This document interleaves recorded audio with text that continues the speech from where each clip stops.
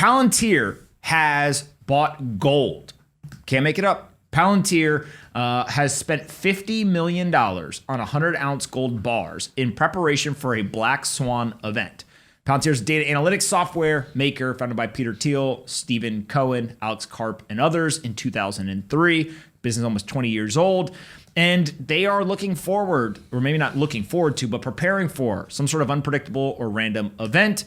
They are keeping the gold in a secure location in the northeast of the United States, and customers can now pay for their software in gold or Bitcoin. So either one, gold or Bitcoin, they will go ahead and do.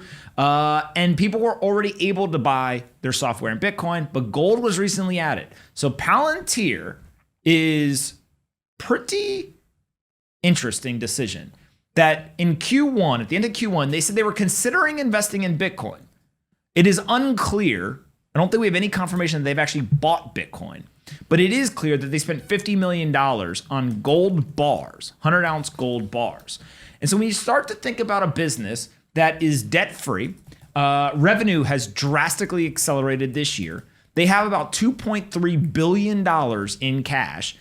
They've added 20 new customers this year, 100 new salespeople, and in Q2, they did $376 million in top-line revenue, which was about 50% growth year over year.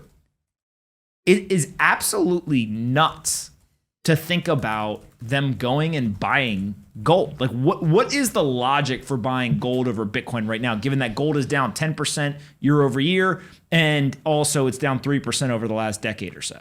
Well, it sounds like they like sound money, but I don't know if they figured out the newer version of that, which is Bitcoin, right? And I think they're paying storage fees. They're doing all these things. They're accepting Bitcoin. Maybe they hold some of it or whatever if people end up paying with it. But I think we've seen, like, when it comes to Tesla and some of these other businesses that are accepting Bitcoin for payment, like, no one's paying in Bitcoin. And it's not because it's not necessarily a good medium of exchange. It's because they believe the price is going to appreciate, right? And you're not going to trade something in that's going to appreciate in value a month, a year, 10 years from now, right? So gold has traditionally served as that application of sound money. They see inflation being super high. They see the government printing a bunch of money. They see unemployment high. They see people struggling in this country, and they see and they estimate that something is going to happen. They call it a Black Swan event. So I think that they're telling us that they want sound money. They're applying it on the older version of it. They accept the newer version of it. Maybe they're keeping some of it instead of selling it back into the market or transferring it back to whatever currency they want. But over time, I would assume that they'll go back and reanalyze that decision and realize kind of the differences between gold and Bitcoin. Is this the new model, not to keep cash? I mean, think about it. If inflation's so high, if a Black Swan event comes, right, you want to be able to, like, have an alternative asset or store value that isn't going to get devalued over time. And it seems like more and more companies have done this now. They're doing it with gold, but... So they obviously need some sort of... customers want to pay in cash, so they need to be able to accept cash. They need some amount of it to do their regular commerce and their activities and pay employees and do all those type of things. So there's obviously a need to keep a certain level of cash on your balance sheet regardless of what you're doing. But I think at the end of the day, it just comes down to what they believe is going to happen in the market. If they believe that there's going to be a crash where the market devalues over time, then they're going to go and they're going to opt in for sound money or an application of that, whether it's the digital or the analog version, and say, this is what we want to keep. We have a quote from the chief operating officer at Palantir that says accepting non-traditional currencies, quote, reflects more of a worldview. You have to be prepared for a future with more Black Swan events. And so I think this is it, right? It's just, look, there's lots of uncertainty in the world today. And frankly, the uncertainty is both the events that happen and the response to events, right? So nobody can predict a pandemic was occurring. It happens. People obviously are going to do what they're going to do. But then on top of that, you also get the responses. And the response was different in different countries. It's also different in different states. We see a place like New Zealand, I think it just came out. They have one case, an immediate lockdown. Right. And so is that going to be the new norm? Nobody knows. It's uncertainty of the future. And so when you live in that world, what do you want? Well, you probably actually want some diversification. So you've got dollars, they've got now gold, and it appears to be that they've got some Bitcoin, given that people could be paying them in Bitcoin for this software. And so I do think it brings back the question of if they're going after sound money, right, which is basically it's outside the system and no one can create more of it, both gold or Bitcoin. Gold is the analog application. Bitcoin is the digital application of that, right? And so if we go to the analog application, you kind of ran over it, but you mentioned it, is that they have to pay custody cost somewhere, and it's not in their actual physical control. There is third-party risk of, let's say that I own physical gold and I give it to Joe. Maybe I get it back, maybe I don't. If I give it to John, John's definitely giving it back. Joe, I'm not so sure, right? With Bitcoin, I have the sovereignty myself. Second is, that's like from a security standpoint. Second then becomes, what is the ability to preserve purchasing power? So there's like a risk management component. Gold happens to have, for 5,000 years, done a very good job of it. In the last 15 months, not so hot. Also in the last 10 years, not so hot. Bitcoin has done a much better job. It's younger though, right? It's newer to the market. And so it sounds like they're trying to hedge and get exposure to both. But in either case, only $50 million of gold bought of $2.3 billion in cash. If this was Bitcoin they were announcing, Bitcoiners would be going nuts. But the same critique would be true whether it's gold or Bitcoin. It's just not that much, right? They got $2.3 billion in cash. You only buy $50 million of it. It almost feels like it's kind of a throwaway hedge. And sure, maybe it means something kind of from an ethos or a perspective standpoint, but it's not really going to do anything to protect their balance sheet, right, Polina? Yes. No. Do you think that Palantir watched our segment with Peter Schiff and decided to buy gold? I think that Palantir and Peter Schiff are on completely different ends of the spectrum in terms of technical and software proficiency. And then there's Peter Schiff with dial-up internet. So in May, they asked the CFO of Palantir, and they asked, could you ever see Palantir having Bitcoin or any other type of cryptocurrency on its balance sheet? And he said, the short answer is yes, we're thinking about it, and we've even discussed it internally. Take a look at our balance sheet, $2.3 billion in cash, like you said, including $151 million in adjusted free cash flow in Q1. So it's definitely on the table from a treasury perspective, as well as other investments as we look across our business and beyond. So do we think that they maybe also put Bitcoin on their balance sheet, but we just don't know? They would have to announce it. Yeah, they would announce it. So here's what I think this business has an advantage. This is very similar to like a micro strategy, may even be in a better position. So let's look at the Palantir business itself. They got 62 deals worth $1 million or more. They've got 30 deals that are worth $5 million or more, 21 deals that are worth $10 million or more. And when you start to look at this growth, this is just their government quarterly revenue through Q2 of 2021.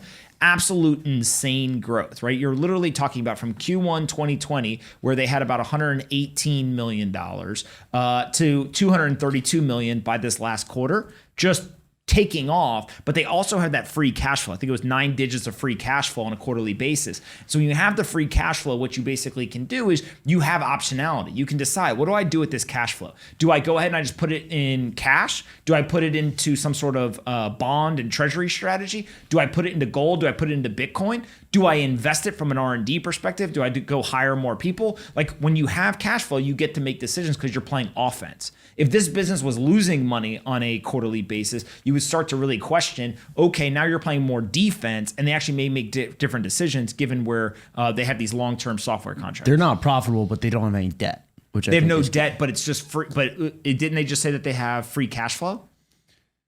Yeah. But they may be, there's accounting tricks. Let's just say there's tons of accounting tricks that can be getting played in terms of what they're showing from cash flow versus EBITDA versus GAAP, non-GAAP. There's all kinds of tricks that can get played with these things. So John, see if you can find more about that. Yeah, their net income of December 2020 was minus $140 million. Yeah, see, okay, so here we start playing games with various sources telling us various things. So we'll have to look later to see exactly what the business is. But you said, John, that December 2020 net income was negative what? $138 million. Okay, so that was for December 2020. And then Polina, the number you saw with Q1 was the Q1 number? Yeah, it says, well, the CFO said including $151 million in adjusted free cash flow in Q1. Adjusted the keyword there. Yeah. All right, we'll dig into that later. I'm not going to do the public math and figure out how they're defining adjusted. In terms of their commercial revenue, it grew 28% year over year in Q2, and their U.S. commercial revenue growth accelerated by 90% year over year. So some of this maybe contributing to the end of 2020 versus like a Q2 number number where they're just seeing a massive increase in the actual revenue of the business. And then we've got kind of two more charts here where we've got Q2, they had $3.4 billion in total remaining deal value, up 63% year over year. And then they also have 20 net new customers in Q2 2021. Remember, if people are paying millions of dollars and you get 20 new customers in a single quarter, business is booming. So do we know, they said that they're going to accept Bitcoin as a payment going forward along with gold and some other currencies and stuff. Do we know if they're going to keep the Bitcoin on their balance sheet if they do, if someone pays in Bitcoin?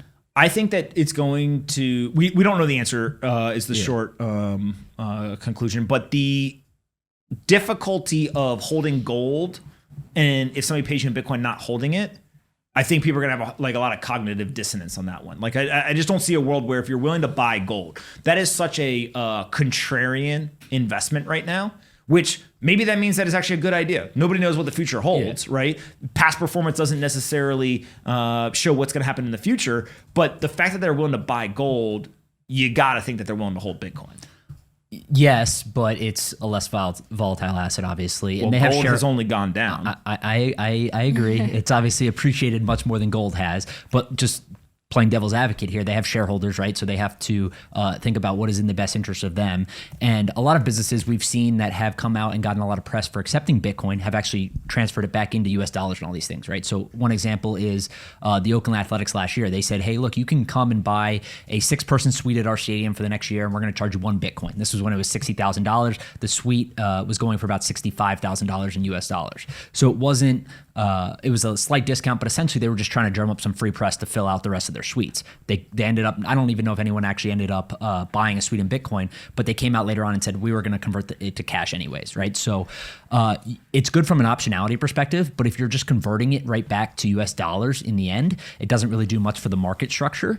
But we'll see, right? I think it depends. But from a shareholder perspective, there's obviously some people that have concerns about it. I think some people would be for it. And especially when you think about it in the context of gold, it's certainly relatable. It's different. But I think that people would be much more adapt to them holding Bitcoin, realizing that they're also paying storage fees and doing all these things for gold. Yeah. So I think that this is very confusing to me. The whole buying gold right here is not something that I would have expected. Yeah. And so it almost forces me to think through, and it's a great mental exercise. Why are they buying gold and not Bitcoin? Right? Is there something else that is at play here? It could simply be that the people making the decision happen to like gold, hold gold personally. They have a kind of preconceived preference for it, whatever. It also could be that there's a fear of Bitcoin, a misunderstanding of Bitcoin, whatever. Unlikely, given that they were willing to accept it earlier. But if you're going to take $50 million right now and you said, hey, Pomp, you get $50 million, what are you going to buy, Bitcoin or gold? Everyone knows my answer would be Bitcoin, right? But if you said to a company, would you buy Bitcoin or gold? Palantir is the only business I know of at the moment that's actually going and putting gold in their treasury. Hey guys, thanks so much for watching that clip of the Best Business Show. Make sure you like and subscribe to the channel, turn on notifications so you know when we go live every weekday, and then head to SoFi.com/pomp so that you can get an account and we can get after it.